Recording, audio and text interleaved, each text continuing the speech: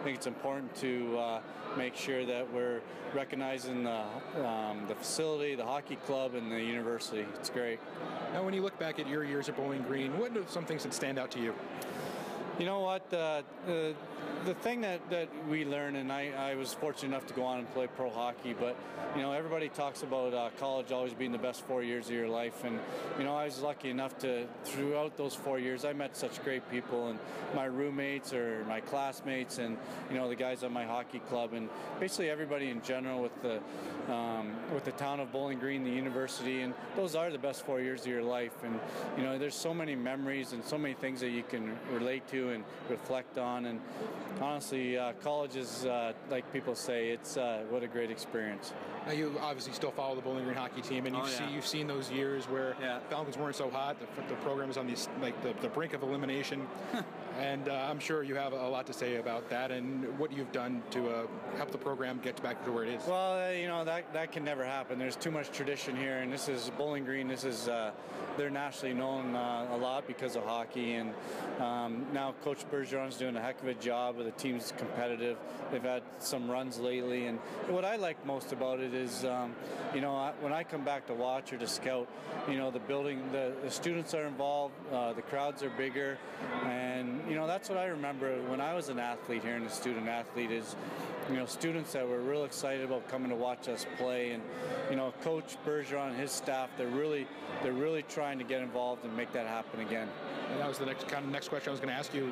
How much do you like the direction that this Bowling Green hockey team has gone in since those years about 7 years ago? Well, I know, and the guys that played with me, Rob Blake's here tonight, and whoever you talk to, this is a great place to be a hockey player. It really is. Being a student athlete at Bowling Green is special, and when your team is winning, it's a remarkable place to play. And Scott Slater, a real dear friend of a lot of us that played here then. It's tremendous what he's doing for the program, because I think a lot of people realize that nationally, hockey can be something very important to the University of Bowling Green. So we're real excited about it. And also, always appreciate the time and enjoy yourself this weekend. Okay, thanks, guys. Thanks. That's Nelson Emerson. Again, great Bowling Green Falcon, and one of the key people who stepped up when this team was, as I said on that interview, on the brink of elimination at almost. There's thoughts that this team is going to get cut back in 2009, 2010 era, and then some key alums stepping in and making sure that didn't happen. It was remarkable that there was such a fork in the road that was hit, because you would have thought back during the years, this is going to go on forever. But forever can come to an end, and fortunately, this program had produced guys that were prominent enough in the NHL at a time that the salaries were going up and up that they were willing to share some of their wealth with the university to keep it going. It was a critical time in history, and it is fun to see this back on the rebound again, because you know how recruiters are, and if they sense that there's a weakness anywhere, they'll tell prospective players, you don't want to go there, they're going to be gone soon. And you don't want to spend 4 years or somewhat of a 4-year college experience at a team that doesn't hold up its end of the bargain. Yeah, 20 years ago they were saying you don't want to go to Michigan, Red Berenson's going to retire. He's still there. Well, we'll take a quick break here on the pregame show. When we come back, a few more interviews you'll hear from Scott Hamilton and Rob Blake. So don't go anywhere. This is BGSU Hockey, the 50th anniversary celebration of the Ice Arena here on the Falcon Radio Network.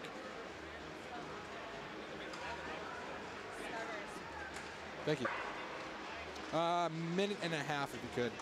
Kind of cutting close. Starters here? Should I go shorter? I probably should. We need to safely get these in, don't we? Yeah. I'm gonna don't even bring me in on one if you need to. Just keep going. I'm just going to do Hamilton and Blake. Yeah, go ahead. And then we'll do coaches, and we'll take a break after those. So that's okay. We're at 16 minutes now, and the end of those, another 10 minutes, so that'll be 44. That's perfect. Then we'll do coaches, and then okay. That's. Why don't you roll into that? Okay. And I'll head down, and then that way I'll be back here. I want to see him do the 3-on-2s. I know we can trust these. I'm not sure about those guys. Okay.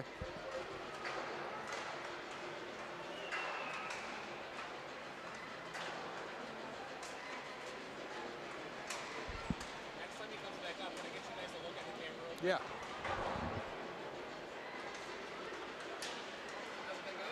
Good. Can't complain. What?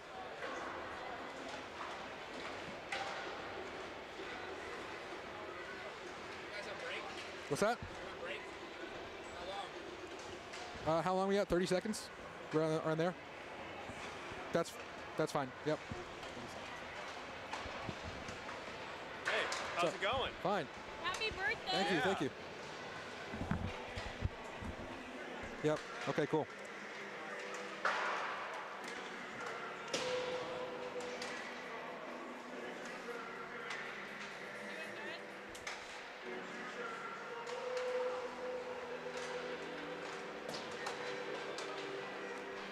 Evan Pivnick and Mike Doc Emrick here from the Slater Family Ice Arena for the 50th celebration of the BGSU Ice Arena, now known as the Slater Family Ice Arena, and what a weekend it is. So many alums coming back to town, not only from hockey, but from curling, from figure skating, from public skating, just people who grew up around the Bowling Green area or even went to Bowling Green State University and spent so much time here, and it's meant so much to so many people, and it's really great to see the turnout this weekend. A notable person from Bowling Green, Ohio, not really with hockey, but with figure skating, was able to join me last night for a quick interview. It's Scott Hamilton, and I'm sure you know that name. U.S. champion figure skating. I mean, such an inspiring human. I got a chance to sit down with him last night and have a quick convo. Now joined by upside down. Now joined by Scott Hamilton, and I mean, I don't have to put anything next to your name. I think everyone pretty much knows everything that needs to be known about Scott Hamilton. Hopefully not too much. Not yet. But there's always that. From Bowling Green and being able to celebrate 50 years of the BGSU Ice Arena, I'm sure a place so near and dear to your heart. Well, it's just great to be back, and you know, that arena has put a spotlight on a lot of people, and it's kind of wonderful to be able to turn the tables and put a spotlight on the arena itself. And it's created so many phenomenal memories, and so many great champions have come out of there. And to be a part of the history of the arena and celebrate that tomorrow night is extraordinary. And tonight was a blast, just seeing all the players come back and all the, so many of the people that were just killing it when I was a little kid, and they're back, and now we're all here for the same reason. Yeah, because a lot of people think of the BGSU Ice Arena, they think of hockey, but there's so much more that goes into the BGSU Ice Arena. I mean, figure skating, curling, even just public skating as well. Well, it's everything. All the hockey teams that went through, all the players that went through, the 84 national championship team, still the only Division I NCAA title won by a MAC school.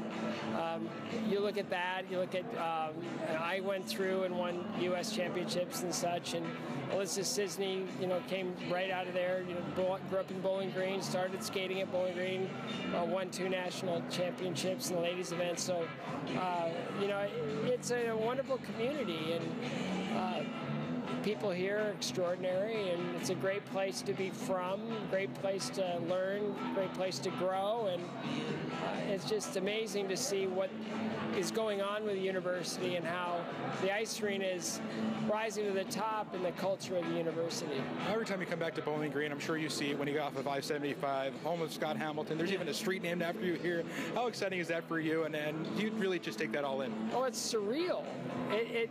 It's weird because I get up every morning and do the same thing I do every day, and to think that being adopted to 2 amazing parents, being brought back here, and doing what I was able to do, and then in memory of my mother being able to take it to another level.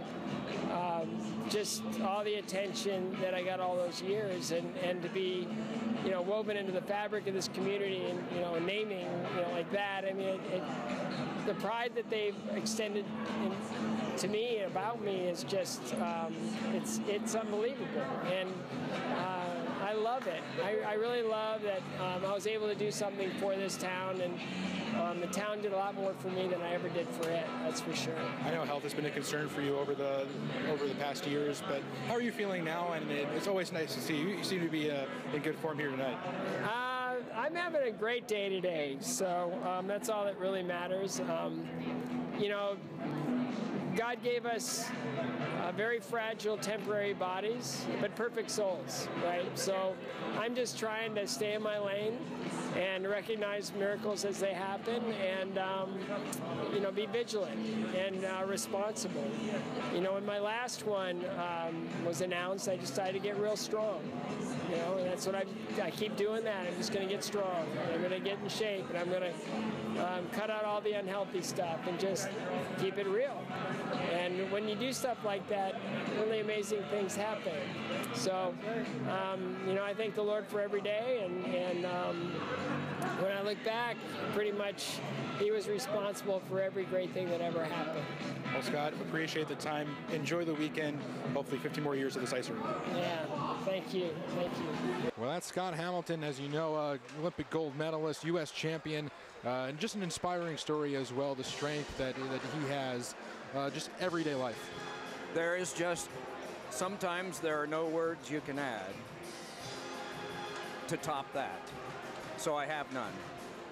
All right, now we'll turn back to hockey a little bit.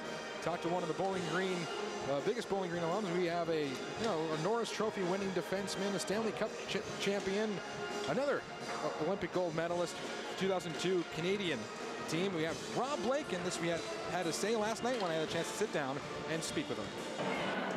Joined by Rob Blake, who played for Bowling Green from 1987 to 1990, and I'm sure you know Olympic gold medal, Stanley Cup champion, Norris Trophy winner. And Rob, how nice is it to be back where it all started in Bowling Green, Ohio? No, it's good. There's a lot of familiar faces, and a lot of time goes by since you last played here. But then you come back, you start reminiscing. It feels like just yesterday you were here. Celebrating 50 years this weekend. To see everyone that has been involved in Bowling Green hockey come back for this one weekend. You said it before how special it is, but has it really hit you seeing everyone just from maybe in the 66, 67 team on? Yeah, not so much yet. I think tomorrow, when we get down to the rink, maybe in the morning or even before the game there, I think that's where the guys will feel comfortable and, be around that atmosphere and everything. But pretty special to have all those generations come back. How much do you owe to Bowling Green hockey from your career? A lot. So, it's where you're shaped.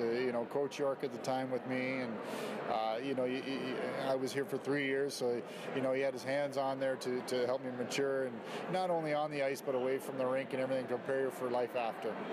You winning a Stanley Cup, pinnacle of your career, I'm sure, as well as gold medal.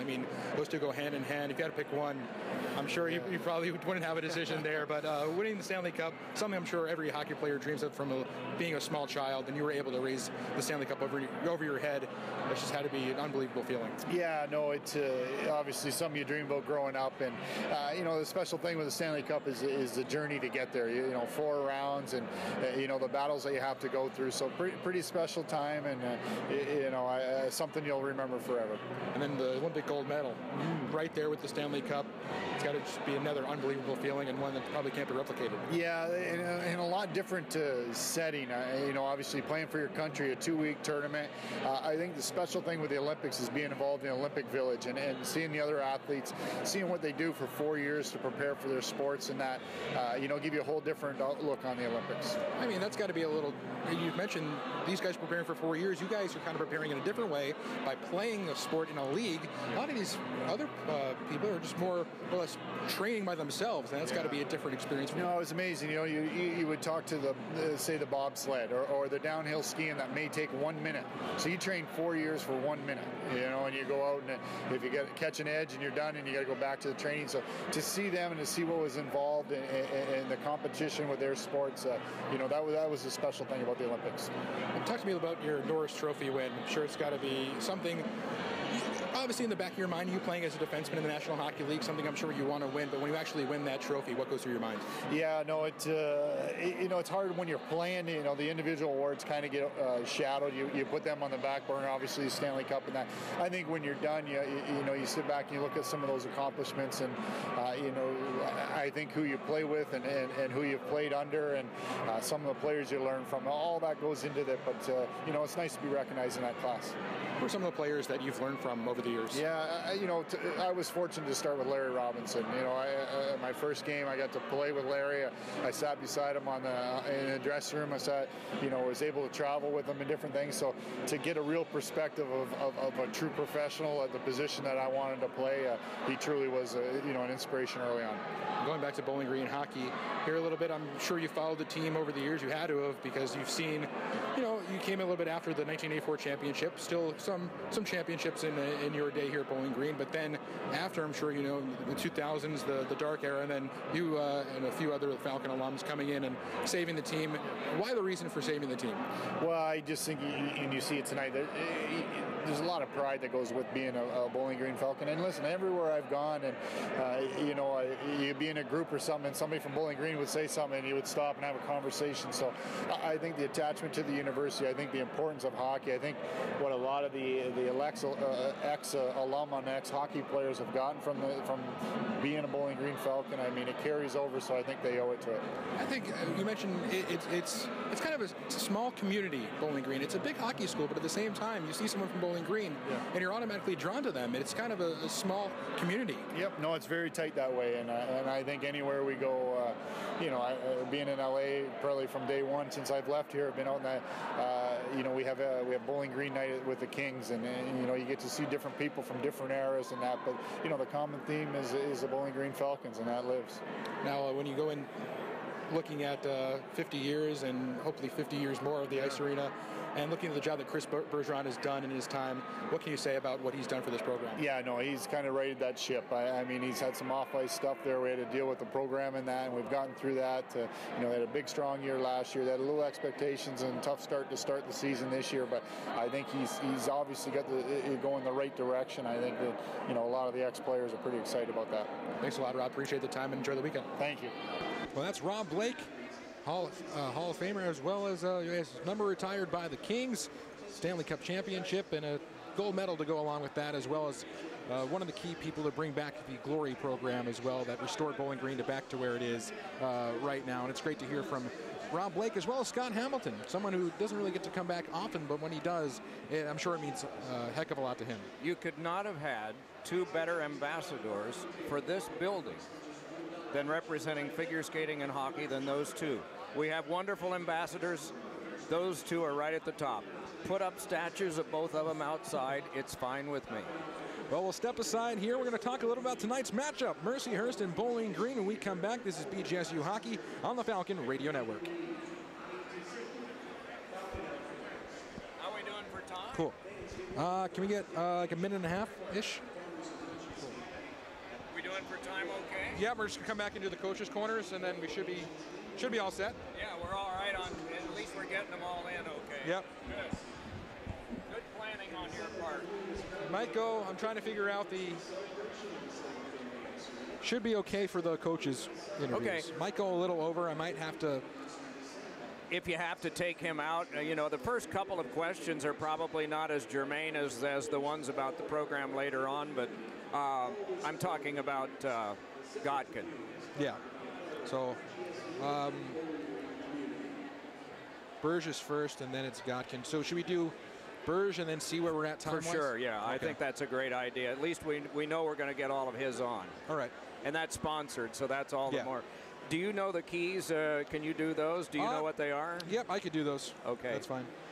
He'll probably give you some suggestions when I ask him what he's expecting at the start. Yeah. But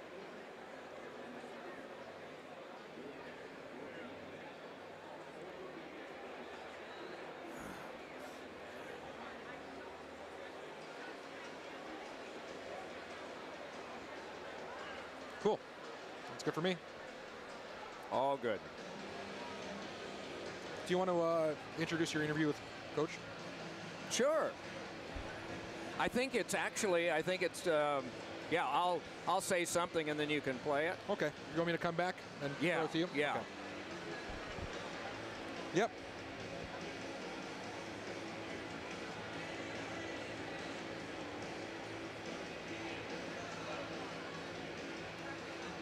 Back here from the Slater Family Ice Arena, the 50th anniversary of this great ice arena. Evan Pivnick and Mike Doc Emrick. It's great for you to let me do a few things here. You've been so good about this whole week. And one of those things I wanted to do was the coach's corner. And so here it comes right between the eyes. It's the Coach's Corner, sponsored by the BG Barbershop, here with Chris Bergeron. Before we get to the game, let's talk about the weekend celebration. What does it mean to you to have so many former players coming back to Bowling Green? The word that comes to mind for me is overwhelming, because of the people that have been through this program. And I mean, ultimately we're celebrating a building, but I think the bottom line is we're celebrating the people that have been in the building. And I just feel a little overwhelmed, quite honestly. Because I feel the responsibility that we all have, basically in charge of this program, and I know this is the pride and joy of the BGSU Ice Arena, is the Falcon Hockey program. And I'm excited for everybody to come back, because I know the memories they have of this place are such fond memories. But it is something that it's humbling, it's overwhelming, it's all those words to me. That's what comes to mind, because I know how long it's been around. I know how storied and how much history and how much success people have had in this building, and it's a huge responsibility, and it's something that I hope people are excited and really appreciative of just being back here and being around BGSU on this weekend. I know they appreciated your time in going over to the reception last night. Was there one person or a couple of persons that you met that really meant something to you? Well, they honestly, they all mean something to me. These guys have been so supportive, and Doc, when I got this job, I almost put too much emphasis on the alums, because I just wanted to fit in. I knew I was an outsider, and I just wanted to be part of the group. And ultimately, when I look back at that mindset, I know what it takes to be part of the group. It takes trust. It takes time. It takes, you have to develop relationships. They don't just happen. But all these people gave me. They gave me the 5 minutes. They gave me the time. They gave my staff the time. And now we've hopefully won them over a little bit. Not necessarily just based on winning and losing, but based on it being a hockey program again that people can be proud of. I mean, Mr. and Mrs. Vivian come to mind, because they've been with us since day one, literally and figuratively, of this hockey program, but in my time here. But there's just, I feel like I'd be doing someone a disservice by picking out one or two individuals outside the Vivians, just because they've meant so much. But there was lots of people last night that I'd never met before, and we do have the summer deal, which is surrounded with the golf outing and whatever. And I've got to meet some of these guys now, and I hope they consider me a friend. I mean, I consider them friends, and again, hopefully I'm not an outsider anymore. So it's been great to meet all these people, and they've all made an impact on me. Over a weekend, and I know this happens on a number of weekends when the Falcons are at home, there are young men coming from across the country to visit Bowling Green and consider coming here. What's the message to prospective players about Bowling Green? There's no limit to what you can become by coming to Bowling Green, on or off the ice. You want to become a rocket scientist, you want to become a dentist, a doctor, a teacher, excuse me, you go do that. Wrap your arms around that opportunity and go be the best version of yourself academically. And then hockey-wise, there's no limit to what you can become. We have all the resources. We need young people that are willing to use those resources. And I think that's a great message. And the other thing that we want to hit them between the eyes with, in the world of 2017, we're not taking a chance on hockey players. We're taking a chance on people. If you take a chance on a kid and not a hockey player, you'll win every time. And that sounds a little corny and a little coach speak, but that's what we're doing. And we're hitting him between the eyes with what you do with this opportunity, young guy. That's going to be up to you. And I'm going to love you every day. Sometimes that love's going to look like a kick in the pants, not literally, but that's love anyway. I'm coming from a good place. That's the message. You can't say, I can go to Bowling Green, but I can't do this if I go there. There's no but. You can be whatever you want to be, both on and off the ice, so go be that. It is undoubtedly an emotional day for the players when they see all that's been going on this weekend. Is there a concern in managing the emotion at the start of this game? There really isn't. We've been on a little bit of a tough stretch here, and I think our guys are excited to get back in a game situation to kind of make it right. I feel like our challenge always is from an energy and intensity perspective to play to that line and not go over it. I think going over the line, you're out of control, you're risking penalties and just being out of position because you're trying so hard. That's a risk anyway, not so much necessarily because of today. And we'll refocus them right now and kind of go over one last time the mental preparation, what to expect from our opponent and so on. And we'll tell them again, there's a lot of really neat people in the building right now that walked in the same shoes you're walking in, maybe 20 years ago, maybe 30, maybe 10, who knows. And just be yourself and go out and have some fun with this. And that'll be our message, and hopefully our guys wrap their arms around that. There's some good news today, the return of Adam Smith. Tell us what he will bring. Well, he's a big body. He skates really well. He's a defender. I mean, this year, we've kind of forgotten that Adam joined us last year at Christmas time, so the first half of this season was really the second half of his freshman year.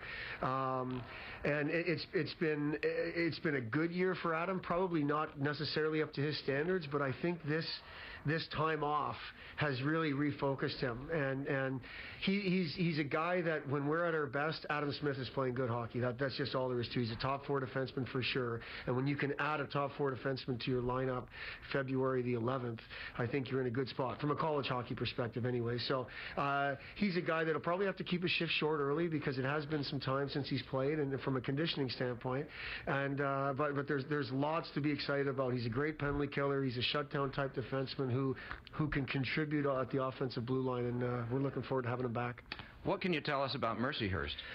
You know, not a whole lot, Doc. It's video. It's talking to a couple of coaches. You know, Wayne Wilson is a guy who's a BG alum who coaches in that league that you can rely on. But that's not going to get a real vibe like you would from a team that's in your league. On tape, they work hard. They've got a really strong top line with some guys that can hurt you offensively. They've got a D-core led by probably Lancaster in terms of his points. That you have to be aware of, especially on the power play. Today, honestly, is no doubt there's always respect for our opponent and focus on what their tendencies are. But we want to get back to playing BG hockey, playing at a high level, feeling good about how we're playing. And today's going to be about us, and our focus is on our game plan and investing in that. If we're seeing BG hockey in the first 10 minutes, what should we expect to see? We should see playing the game fast, meaning in the defensive zone we're closing on people, taking away time and space, earning that puck, exiting our zone with some type of purpose, getting through the neutral zone as fast as possible without rushing, without forcing, and then turning their D around and making them face their own net and having to go get pucks or chase us down. And that's when we're at our best. We're a second and third effort team on our best day, so it's not a one and done situation in any of the 3 zones.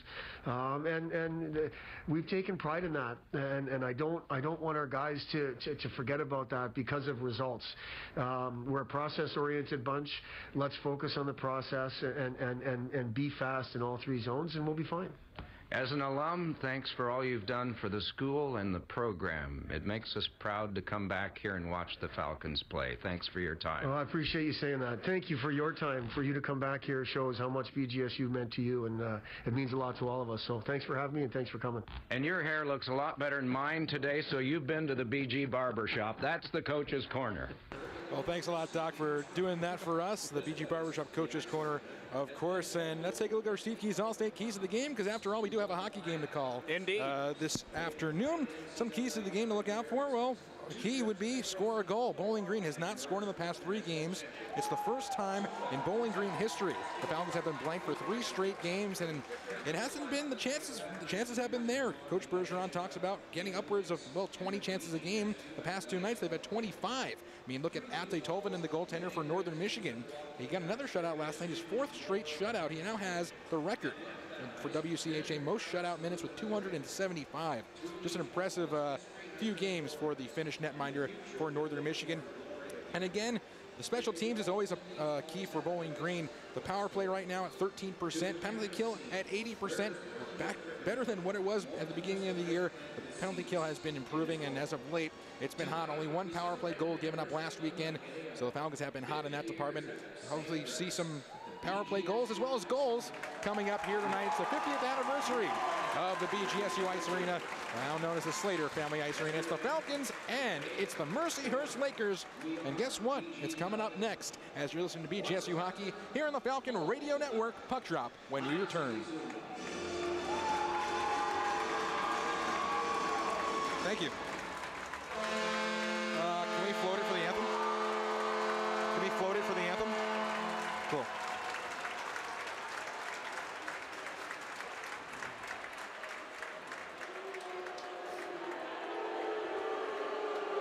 Where do you learn who the referees are? I haven't seen it. They're on top of the line chart here.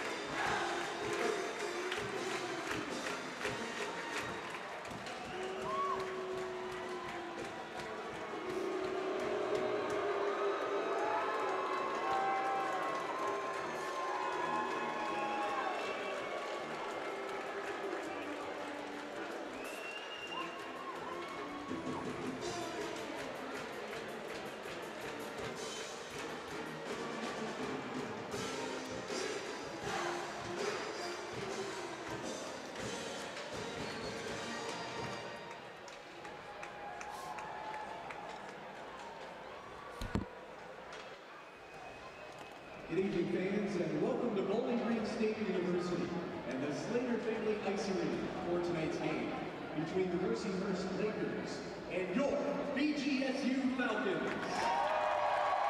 Tonight's starting lineups. First for the visiting Lakers, in goal, the freshman from Burgettstown, Pennsylvania, number 33, Colin DeAugustine. At defense, a sophomore from Pivnick, Ontario, number 10, Jeremy Wu. Also at defense, a sophomore from Ypsilanti, Michigan, number 4, Les Lancaster. At center, a sophomore from His family. number 26, Derek Barak. And right wing, junior from St. Paul, Quebec, number 11, Jonathan Charbonneau. Junior from Westport, New York, number 3, Jack Riley. And the rest of the Lakers are coached by Rick Gottlieb. And now, for your Bowling Green State University Falcons, tonight's starting lineup are presented by Reliable Products and Services. In goal, a junior from Green Bay, Wisconsin, number 33, Chris Nell.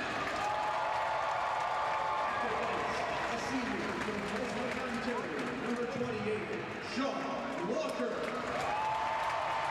Also points, a freshman from Bismarck, North Dakota, number 23, Alec Roundhauser.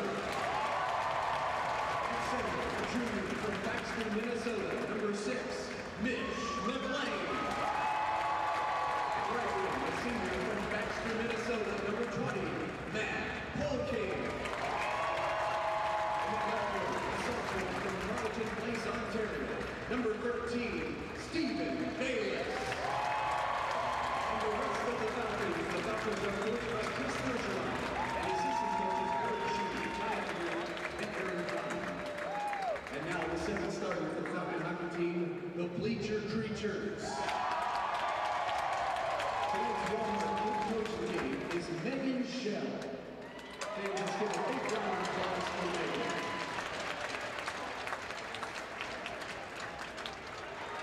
Would the captains of both teams make their way to center ice, please? Fans, at this time, we would like to introduce tonight's ceremonial puck drop. Here to drop tonight's puck is Bill Little, who was hired by Dr. Sam Cooper as the Falcons' first coach for the 1966-67 season.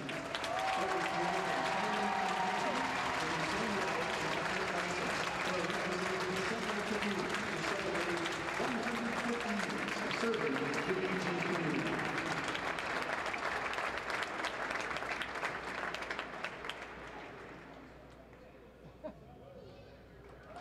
Also, fans,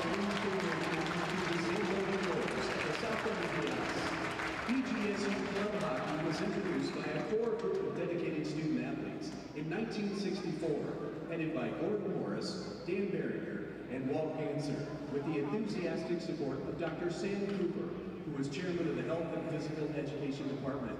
Cooper went on to hire Bill Little and then Jack Vivian to coach the highly successful program as it transitioned to much-deserved varsity intercollegiate team status. Fans, please give a warm Falcon welcome to the group referred to as the Originals. Who started back in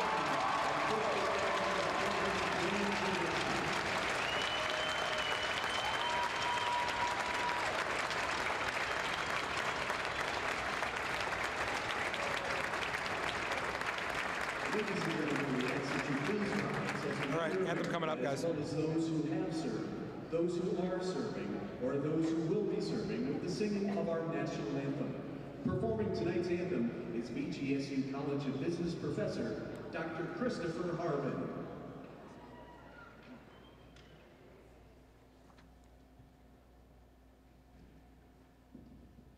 Oh, say, can you see by the dawn's early light what so proudly we hailed at the twilight's last gleaming, whose broad stripes and bright stars through the perilous fight for the ramparts we watched were so gallantly streaming, and the rocket's red glare, the bombs bursting in air, gave proof through the night that our flag was still there.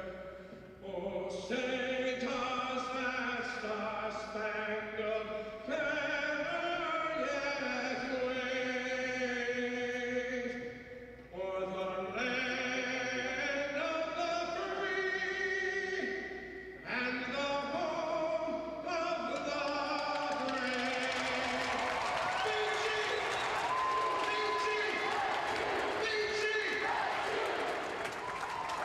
Dr. Chris Harvick with the Star-Spangled Banner. And before this game gets underway, to the goaltenders. Thank you. Thank you.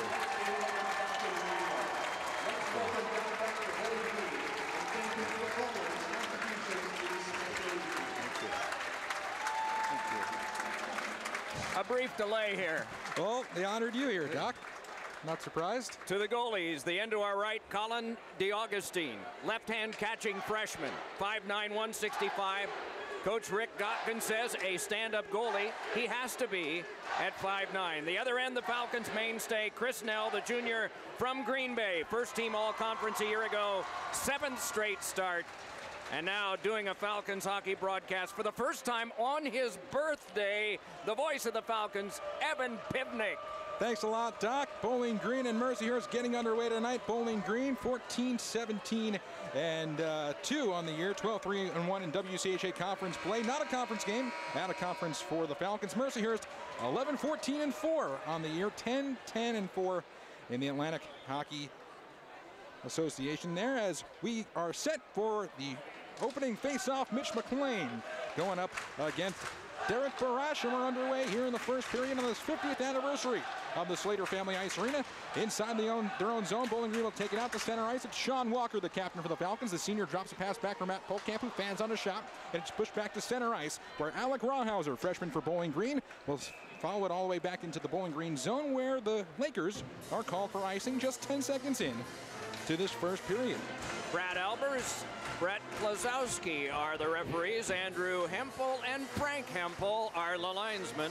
Offensive zone face-off at the right circle, and Spezia to take it for Bowling Green. Tyler Spezia, the junior from Clinton Township, Michigan, tries to win it, and he's able to pick the pocket there of Barash at the face-off top, but it's flipped out to center here by Mercyhurst, taken back by Alec Rawhauser for Bowling Green, and fought back the other way by Les Lancaster for the Lakers.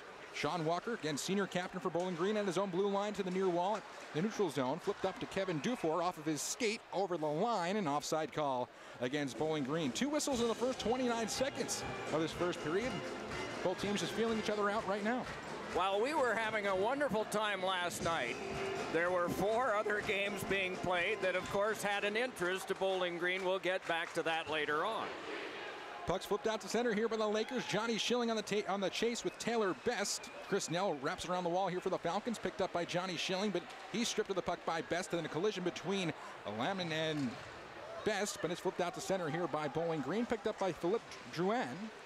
And now taken back in front of the Mercyhurst net, where Best comes out 2-on-2. And to his left, he has Kane Elliott. But it's pushed back to center here by the Bowling Green defense. Brent DeAndrea with Johnny Schilling trying to flip it against the wall. As they'll tangle up to a side against the Mercyhurst bench. Mark Friedman for Bowling Green tries to feed it back into that pile. Brent DeAndrea takes down a man, and it comes back inside the Lakers zone, where it's Drouin to his defensive partner, Patrick Piangentetti. And now it's fought in there by Mercyhurst. Again, another icing against the Lakers. Minute 15 gone here in the first. No score. I am reluctant to do this because I think it's sponsored. Bemidji 3, Alabama Huntsville 2. Ferris State 3, Michigan Tech 2. Northern Michigan 3, Alaska nothing. And Anchorage 3, Lake Superior State 2. All the right teams won.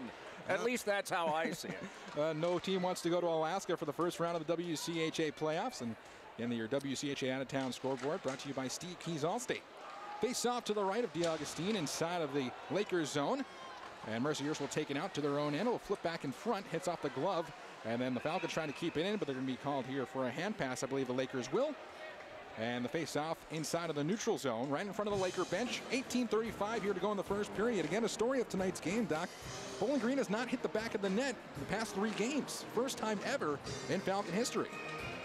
Yes, and you mentioned the chances. I mean, it's not like they haven't generated anything. They've just run into tough goaltending. DeAugustine actually started 7 of 9 games in the middle of the season, but he's only played in 2 of the last 9 for Mercyhurst. So he has not been used very much, but he was earlier. Originally, we thought it was going to be Matthew Waldung for the Lakers, but a change today. Have to work on the fly here. As Bowling Green will try to take it outside of their own zone with 18:15 to go here in the scoreless first period. Shane Bednard, who's still looking for his first collegiate goal, will go to the far side inside of the Lakers zone. Stop at the top of the circle. Feed one through for Sean Walker, picked off by his own teammate in Alec Rawhauser, and flip behind the net where Joe McEwen will tangle up with a couple of Lakers, but it's pushed out here by Mercyhurst, and it's fed back to center. Dutra fires one in here for Mercyhurst, far side where it's picked up against the wall by Nathan Ferrio, and the Falcons were able to get it back out to center. Alec Rawhauser realizes the puck's in front of him, and it comes back inside of his own zone where Captain Sean Walker will do it himself. Far side for Stephen Bayless. No points in his last 7 games. Fought in for Matt Polkamp, who chips it inside of the Mercyhurst end. Michael Verboom will push it out to the point. Falcons are able to keep it in near point there. Matt Polkamp trying to center a feed back for Mitch McLean. Broken up. Sean Walker tries to fight it back the other way into the corner again. It's Verboom. Then fought back around by Stephen Rahoriak. And then back to the near side for Baker, back to center. And Mercyhurst comes back the other way for Les Lancaster, whose shot sails wide to the left, or to the right, I beg your pardon, of Chris Nell. Falcon trying to come the other way, one-on-one, Matt Polkamp, but the pass a little bit too far for him. And it's fed back around there by Mercyhurst. 17 minutes here to go in the first period. We're still looking for our first goal. Mark Friedman inside of his own zone to the far side, wraps it around his own net for Tyler Spezia. And the speedy junior will push it up the wall for Freddie Letourneau, the freshman from Montreal, Quebec. Back to Spezia at the center ice dot. Couple of nifty moves there from number 7 for Bowling Green. He'll wrap it around the wall where it's going to be the goaltender Colin DeAugustine playing it around the wall. The Lakers trying to get outside of their own zone as Duran gets his pocket pick there by Spezia, putting one on goal, turned aside by the paddle there of DeAugustine, pushed out to center where Adam Smith keeps it in. A shot from the point, blocked down in front, taken back by the captain Jack Riley, and then pushed back out to the neutral zone where an opportunity the other way here for the Lakers. Gets past Adam Smith where a shot's turned aside by the paddle of Nell. Near wall, the Lakers will try to set up, but they can't contain the puck as Freddie Letourneau comes back out to center for Kevin Dufour, who's in a foot race here with Carlson in the corner. Dufour trying to push it back up the wall. Johnny Schilling comes up, tries to beat out a man, but pushed back to center for the Mercyhurst Lakers, and Chris Polkamp gloves it down. And we have a stoppage of play here. And with 16:06 here in the first period, we are scoreless, and looking to see what that whistle was for. The referee had his hands up that it was maybe 6, so we might see too many men on the ice call, and we will. It's against Bowling Green, and Lucas Craggs will serve it here for the Falcons. So too many men here at 3:54. And big number 4, Les Lancaster, comes out. He's the leading defensive scorer on this Mercyhurst team. We saw him fire one bullet big right-hand shot from the Detroit area. Spent a lot of time around Ann Arbor, but there is a reason that you notice him on the stat sheet, and we got a good hint of that, and he gets the first try. Well, a shot from the point is broken up here by Bowling Green. They'll come the other way short-handed as Mitch McLean will feed it to Johnny Schilling over the line. They'll stay onside. Schilling wraps it around the wall for McLean. McLean along the far side, stripped of the puck and then brought back here by Mercyhurst, where they try to come the other way. And McLean gets in the way of an opportunity there, but it's thrown all the way back down by Bowling Green Sean Walker. And the Falcons can settle down, make a couple of changes with 1:33 left on the power play for Mercyhurst. Lakers are 13% on the power play coming into this afternoon's game. 80% Bowling Green on the PK. As the Falcons try to fight it outside of their own zone, it's flipped into the corner. Good hit there by Sean Walker. As the Lakers move around to the point, no one there to take it. Les Lancaster has to play it back at center ice. Alec Rawhauser for Bowling Green turns it and fires it all the way down the other way, killing some more time off of the power play for Mercyhurst that has 1:03 left on it. Still in the first period here. Again, Slater Family Ice Arena. 50th anniversary as the puck's dumped in. It hits a stanchion. An odd bounce there. It comes back out in front. Adam Smith here for Bowling Green. Back in the lineup as it's taken here by the Lakers. A chance out in front. A shot and a blocker save made by Nell. To the corner it comes, where the Falcons look to get outside of their own end once again. Johnny Schilling in there with Mark Freeman. Puck comes out to the point for Zach Todd, but he looks at his defensive partner there, and they can't seem to communicate. It comes back out to center. Taylor Best fires one in, as does Ferrio, and Mitch McLean will try to settle it down behind his own net. Mark Freeman around the near wall for Johnny Schilling. Pushed back out to center with 24 to go on the power play for the Lakers. Falcons make a change and look to hold on for the last 17 now. Michael Verboom back at center to the far side. It's Ferrio. Takes it over the Bowling Green line, tries to dangle his way through. He's fought off there by Chris Polkamp. Then pushed out for Tyler Spezia. With 7 seconds to go on the power play, Spezia feeds one through to Matt Polkamp over the Mercyhurst line along the near wall. That will do it. Back to 5-on-5 as Polkamp comes back out in front, tries to fire one from, well, the ground, and it's pushed back to center. Bowling Green's killed off the power play for Mercyhurst. 13:56 to go here in the first period. No score. The Lakers are able to control it inside the Bowling Green zone. It's rattled back behind the net. We're chasing it is Jacob Dalton, freshman for Bowling Green, out for Joe McEwen. The sophomore will try to push it out to center again. And Shane Bednard picks it up for the Falcons and pushes it along to the near wall. The Augustine out to play it again. Patrick Piacentini, that's going to give me some problems here. I know. A shot is gloved down there by Chris Nell. He'll hold on. 13:29 to go in the first period.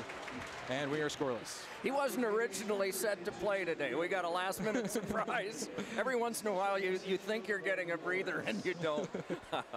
It was a good penalty kill. According to the shot board, they only generated one shot on that power play, and it was a face-off win to Lancaster, and it came on across for a pretty strong shot that came from Charbonneau. He's the trigger man on their top line.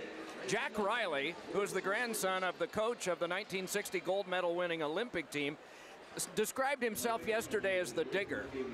And he said Barash is the guy who does a lot of the stirring up at the front of the net, and Charbonneau is the trigger man. I asked Charbonneau before the game, are you the big shooter? He said, I try to be, and the entire locker room laughed. I should have taken him outside and asked him that question. I mean, you take these guys out and put them on the spot. I know, a little nerve-wracking for them, I'm sure. But, yeah, no score here in the first period. It's nice to see the penalty kill, again, still strong from last weekend. Only one power play goal given up in the past five or six games there. As the Falcons will set up to the left of Chris Nell inside of their own zone. Chris Nell with a nice glove save. 2 shots for the Lakers thus far in this hockey game. Again, too many players on the ice at 3:04 for Bowling Green. Lucas Craggs with the one serving it. Now we're back to 5-on-5 as Tyler Spezia to take the draw inside of the BG zone. And to that line of Spezia, Dufour, and Letourneau out for Bowling Green. Rawhauser and Walker back on D.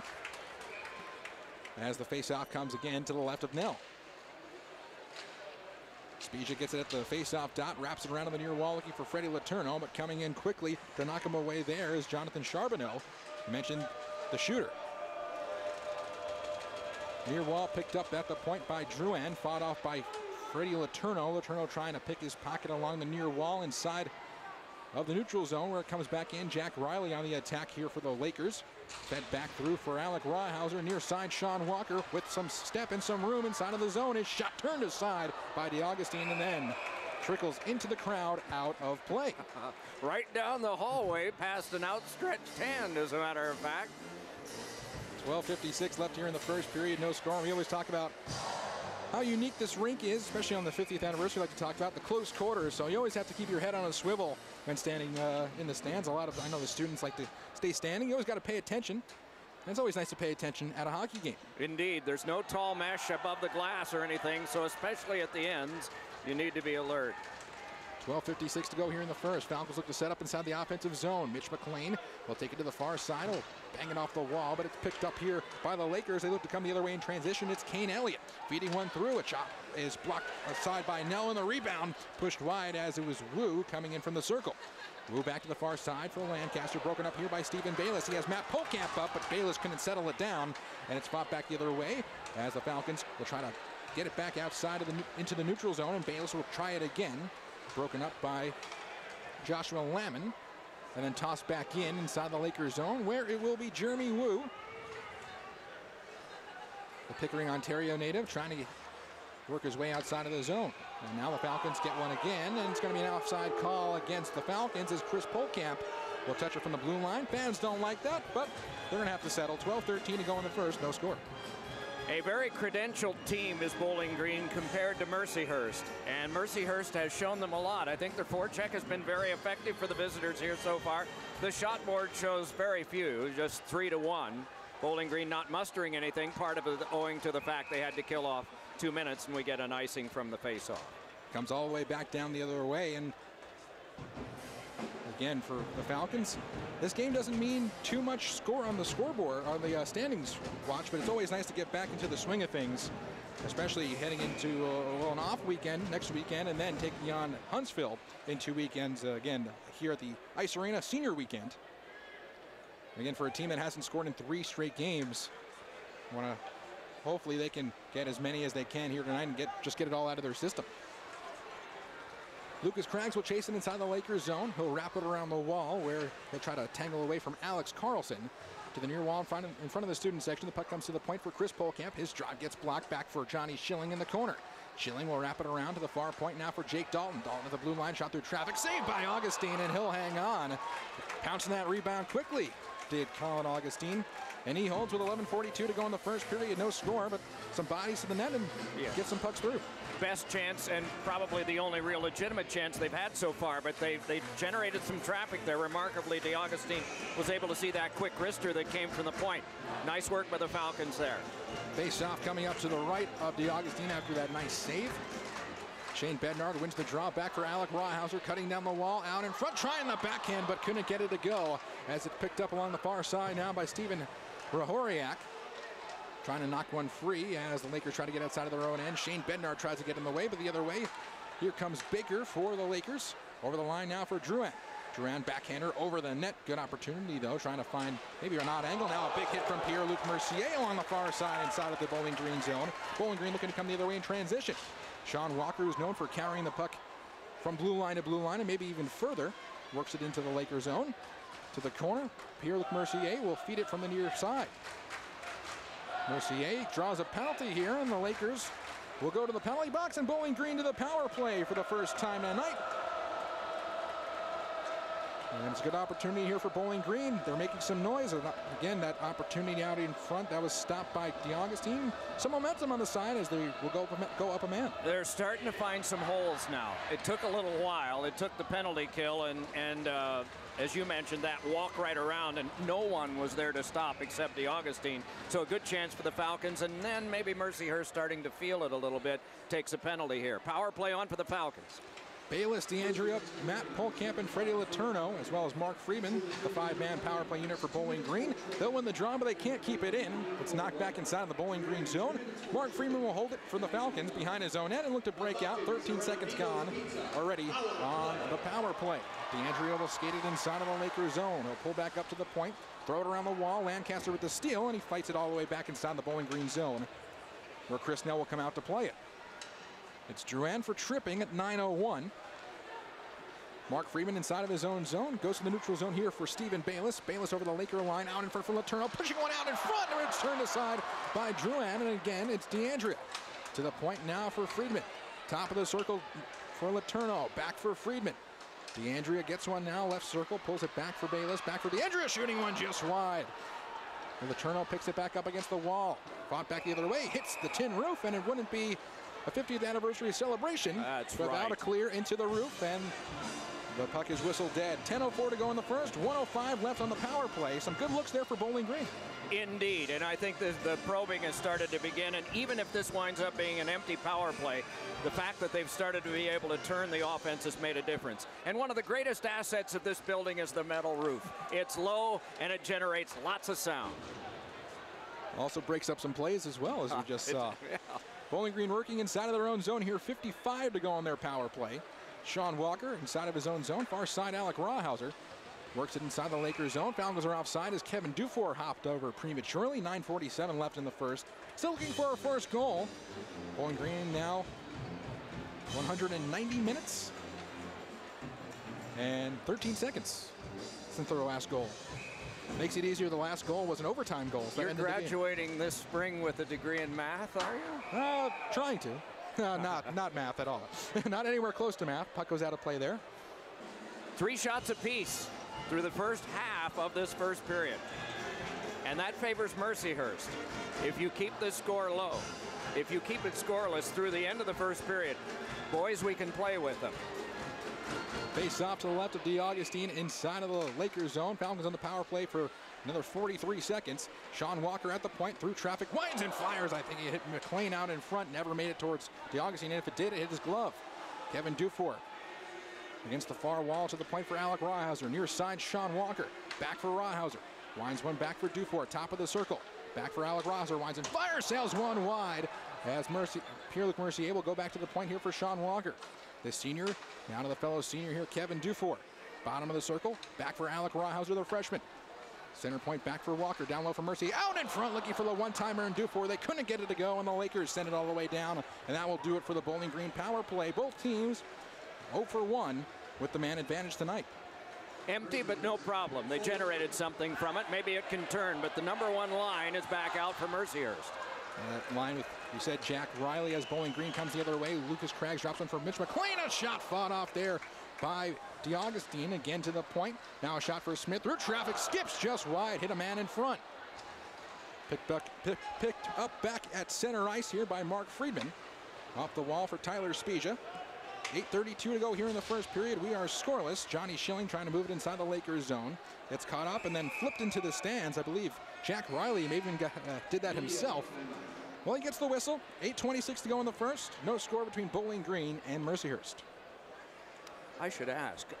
This is non-commercial, but do we take any breaks? We do not, but we do have some people to thank. Oh, go ahead. And we will thank, first of all, the BGSU Falcon Club, supporting, again, a lot of great people coming back this weekend. So BGSU Falcon Club, supporting the education of motivated young people through athletic scholarships. For more than 50 years, Falcon Club members have supported the dreams and aspirations of BGSU student athletes, both on the field and in the classroom. More than 2,000 annual members create championships through scholarships. The Falcon Club is where BGSU fans invest in success. I also want to thank Wood County Hospital, the official hospital of Bowling Green Athletics, Medical Mutual, the official insurance provider of BGSU, and LaSalle Cleaners, official dry cleaners of the Falcons. LaSalle Cleaners hang with the best. Nice reception there for Scott Hamilton and Alyssa Cisney, Olympic gold medalist there, Hamilton, and 2-time U.S. champion Alyssa Cisney. Both got their starts here at this great ice arena. And it's really great to see both of them come back this weekend. A part of the wonderful Scott Hamilton story. They are saluted yet again by this crowd here. As a very young man, as a little boy, given a diagnosis of 6 months. His parents were Bowling Green professors. They didn't take it. And they found people in Boston that said, we've seen this before. And part of the solution was nutrition, and part of it was exercise, and they decided the exercise would be ice skating, and the rest is history as we get an icing to help us through that story.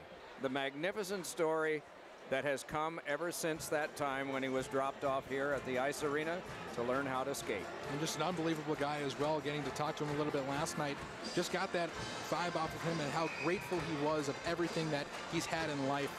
Just every day he's been given, he takes everything, doesn't take anything for granted. Well, 8:15 to go here in the first period. No score between Bowling Green and Mercyhurst. Adam Smith at his own blue line will take it through center and dump it inside the Lakers zone. Far side, Lucas Craggs looks to retrieve against Kane Elliott, but he has his pocket picked there by Joshua Lamon, and Lamon fights it inside the BG zone. Chris Nell out to play it, the goaltender for Bowling Green. Out for Adam Smith, draft pick of the Nashville Predators. Around for Johnny Schilling, picked up by Brett DeAndrea from Marysville, Michigan. Out to center ice, where Adam Smith will try to play it back the other way, but it's caught back up by Ferrio, and now taken by Johnny Schilling inside of the Lakers zone. He needs some help, though. Tries to push it back through for Mitch McLean, but it comes back out to center, and Schilling will work its way through. McLean backhands one back inside the Mercyhurst zone. Taken back along the near wall by the Lakers. Flip back behind the Laker net for Philip Drouin, and the Falcons try to work it here. Matt Polkamp into the corner, around for Stephen Bayless. Bayless around for Matt Polkamp again, near side. Quick shot in front, just through the goal mouth. Alec Ryhauser can't keep it in the blue line. He'll have to come back out and settle it down, and then toss it back in. DeAugustine out to play it, hits off of his paddle, but luckily for him, Drouin's there to settle it back down, and picked up now by Baker at center for Ferrio. As Stephen Bayless is able to take him down, no call on the play. I'm sure Ferrio wanted one, though. And Bayless will come back out to center, and Ferrio gets his revenge there, pushes him up against the glass, and we'll have a penalty coming up against Nathan Ferrio. Here with 6:51 to go in the first period, second power play of the night for the Falcons. Stephen Bayless maybe got away with one, but Ferrio didn't. Two officials on the ice, and the one further away made the call. Ferrio came up high and hard. Ferrio with two brothers who played professional hockey, including Ben, who spent 7 seasons with 3 different NHL teams. But he sits now on the Falcons with their second power play chance. They looked good in that first opportunity, but couldn't get one past DeAugustine. As now the puck's picked off at center here by Jack Riley to the far side. A shot tips over the net, hit up the stick of Alec Ryhauser as the Falcons try to come the other way. It's Mercier through the neutral zone. Riley pushes it back inside the Falcon end. High sticking the call against Ferrio.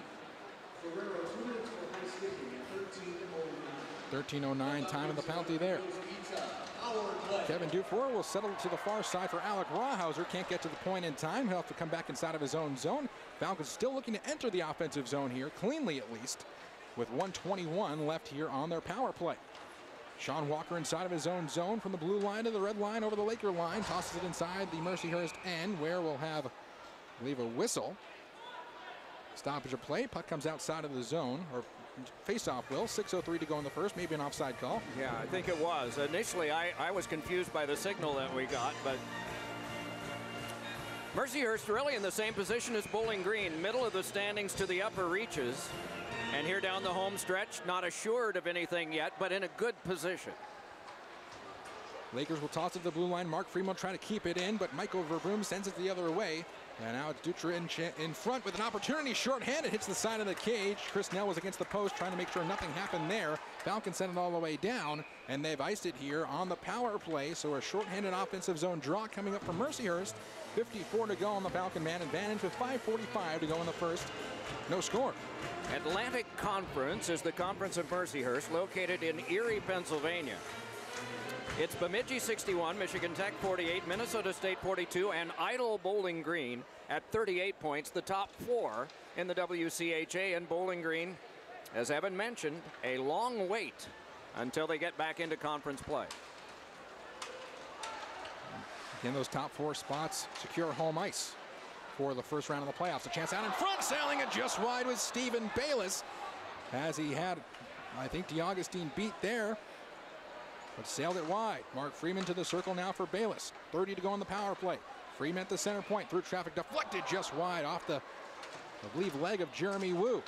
Shane Bednard into the corner now for Brett DeAndrea.